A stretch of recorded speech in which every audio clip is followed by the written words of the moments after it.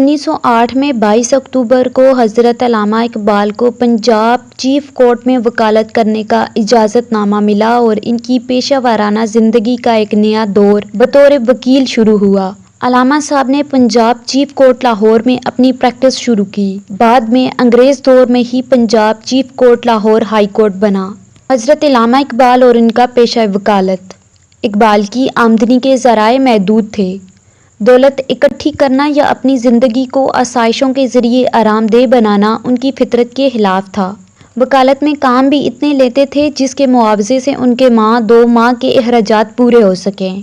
महीने में कम से कम 500 रुपये तक का काम मिल जाए तो मज़ीद ना लेते थे, और अगर कोई मुवक्किल आ पहुंचता तो उसे अगले माह आने का कहते।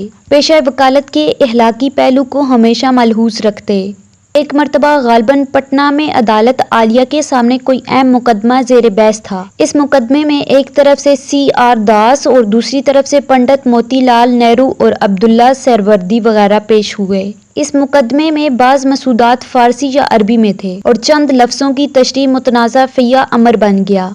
C.R. दास वकील सरकार थे, चुनाचे उन्होंने हुकूमत से इजाज़त लेकर इकबाल को इस गर्ज के लिए बुलवाया कि वो इन अल्फाज की तशरीह अदालत के सामने पेश करें।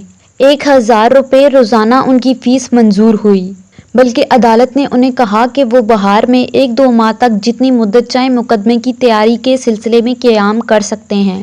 नीज़ अगर कुतब या हवाले तलाश करने के लिए लाहौर या कोलकाता जाना पड़े तो आमदोरफ्त के अखराजात भी हुकूमत अदा करेगी। पटना में C.R. दास इकबाल को लेने रेलवे स्टेशन पर पहुंचे और उन्हें एक महंगे होटल में उतारा। एक दिन के वक्फे के बाद C.R. दास उन्हें मिलने आए। इकबाल ने उन्हें बताया कि मतनाज़ा अल्फाज की तशरीह के मुतालिक उन्होंने तैयारी कर ली है। उसी दिन अपना नुक्ता नज़र अदालत के सामने पेश करके जल्द लाहौर वापस जाना चाहते हैं।